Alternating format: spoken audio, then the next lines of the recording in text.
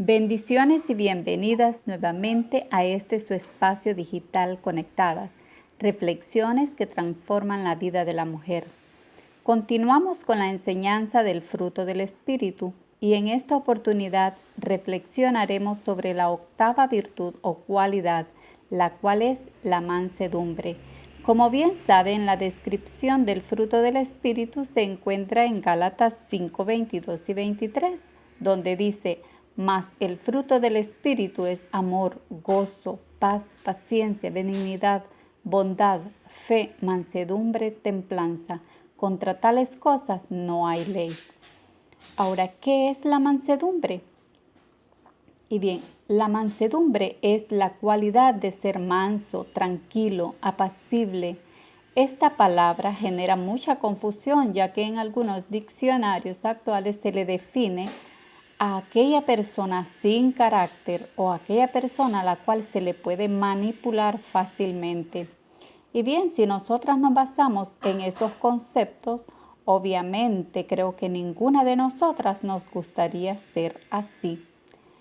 Pero la raíz de esa palabra no da la idea de debilidad, como muchos piensan sobre la mansedumbre, sino más bien la persona que cuenta con la virtud de la mansedumbre es aquella que tiene la capacidad de moderar la ira y reaccionar mansamente. Y vemos que en Mateo 11, 29, Jesús hablando con sus discípulos les dice: llevad mi yugo sobre vosotros y aprended de mí, que soy manso y humilde de corazón, y hallaréis descanso para vuestras almas. Cada creyente tiene la responsabilidad de ser manso y humilde de corazón, tal como lo fue nuestro Señor Jesucristo. Ahora, pero ¿cómo podemos ser mansos?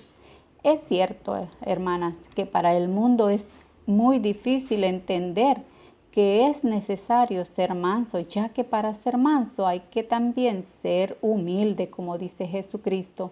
En otras palabras, al ser la mansedumbre parte del fruto del Espíritu y como portadoras del Espíritu Santo, la mansedumbre no es una opción, más bien es una prescripción, o sea, un mandato, ya que sería muy fácil para muchas personas excusarse diciendo: bueno, yo soy así, ese es mi carácter y nadie puede cambiarme, así nací, así soy, yo digo y hago las cosas tal como son. ¿Y qué? Pero recordemos, hermanas, que desde el momento que creímos en Jesucristo como nuestro Salvador, el sello del Espíritu Santo es una realidad en nuestra vida. Y que si queremos que nuestras vidas sean vidas que glorifiquen a nuestro Señor, nuestra vida debe de caracterizarse por la obediencia y el respeto a Dios. Nuestra vida debe reflejar el carácter de nuestro Señor Jesucristo, un carácter manso y humilde. El carácter del nuevo hombre, tal como nos lo dice Pablo en Efesios 4:1, donde dice: yo pues, preso en el Señor, os ruego que andéis como es digno de la vocación con que fuisteis llamado, con toda humildad y mansedumbre, soportándoos con paciencia los unos a los otros en amor. Prestemos atención a la palabra soportándoos. Y para entender esa palabra, me gustaría que buscáramos en nuestras Biblias en Colosenses capítulo 3, en los versículos 12 y 13, donde dice: vestíos pues como escogidos de Dios, santos y amados, de entrañable misericordia, de benignidad, de humildad, de mansedumbre, de paciencia, soportándoos unos a otros y perdonándoos unos a otros si alguno tuviera queja contra otro. De la manera que Cristo os perdonó, así también hacedlo vosotros. Cuando el apóstol Pablo hace referencia a soportarnos, es porque los conflictos entre creyentes es una realidad, ya que somos totalmente diferentes, ¿no es cierto? Y porque seguimos siendo pecadores, Pero veamos qué interesante cómo Pablo, guiado por el Espíritu, relaciona los conceptos de soportarse con el de perdonarse. Y fíjense lo que dice Efesios 4 en los versículos 26. Airaos, pero no pequéis, no se ponga el sol sobre vuestro enojo. Todos en algún momento nos enojamos por algo, ¿no es cierto? Pero qué importante es saber que nuestro enojo no debe de ser una excusa para pecar, ya que estamos llamados a perdonar.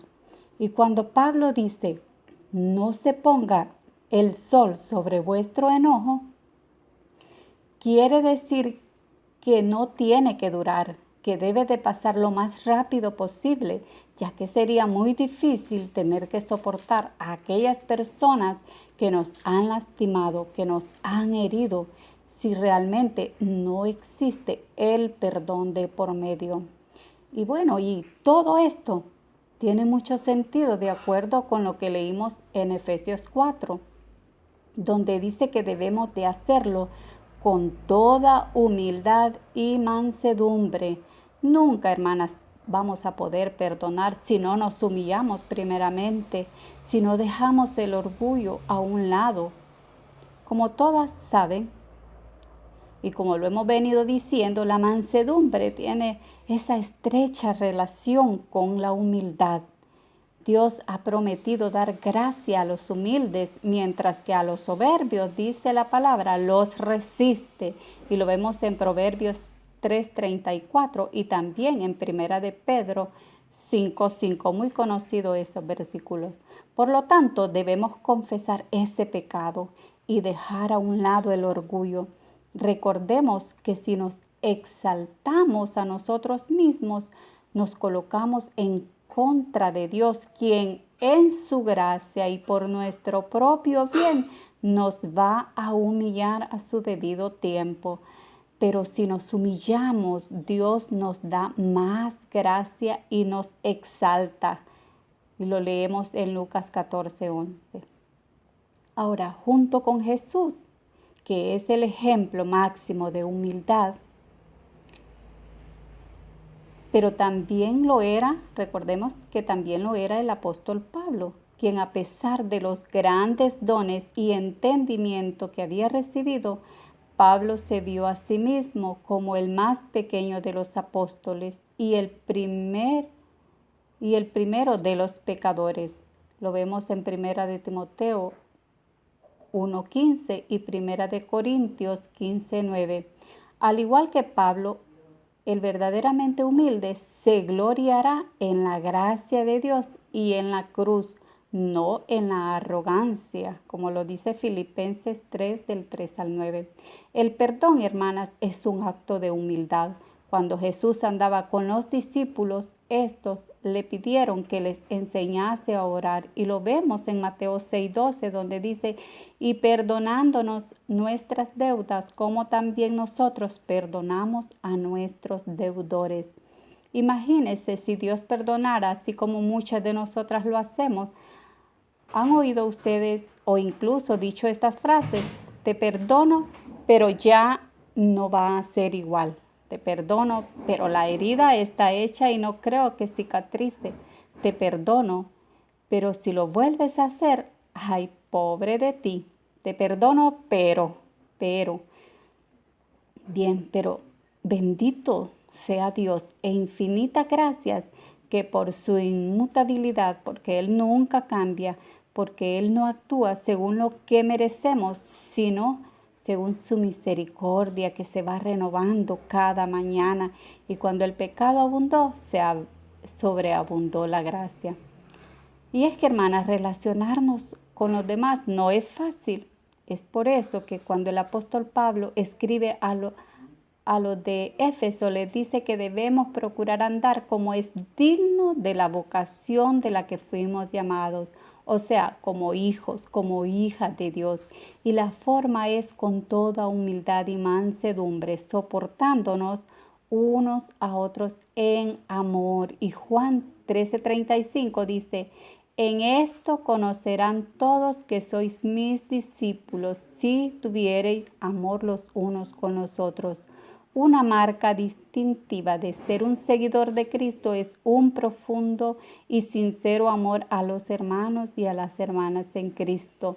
El apóstol Juan nos recuerda este hecho escribiendo en su primera carta, en el capítulo 4, 21, donde dice: y nosotros tenemos este mandamiento de él: el que ama a Dios, ame también a su hermano. Amarnos unos a otros es amar a los hermanos como Cristo nos ama. Aquellos que aman a Cristo en el poder del Espíritu Santo mostrarán la evidencia de que son sus discípulos o aprendices de Jesucristo. Tomemos un tiempo para orar, hermanas. Buen Dios, gracias por tu palabra, por mostrarnos a través de ella nuestras fallas, nuestros errores, cuán confrontadas somos con tu palabra, Señor. Enséñanos a vivir conforme a tu divina voluntad. Enséñanos a ser mujeres que te honren por medio del poder de tu Espíritu Santo. Enséñanos a vivenciar el fruto de tu Espíritu en nuestras vidas. Amén, hermanas.